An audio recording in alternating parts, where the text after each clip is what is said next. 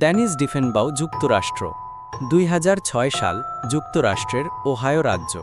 Dennis ডিফেনবাউ নামের এক মহিলা ওঠেন এক পুরনো, নির্জন বাড়িতে। বাড়িটা বাইরে থেকে সাধারণ মনে হলেও ভেতরে ছিল এক অদ্ভুত নিস্তব্ধতা। যেন কিছু একটা লুকিয়ে আছে, অদেখা, অজানা।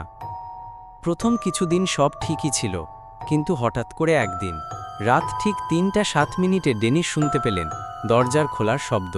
তিনি এগিয়ে গিয়ে দেখেন দরজাটা নিজে থেকেই খুলে গেছে, কিন্তু আশেপাশে কেউ নেই।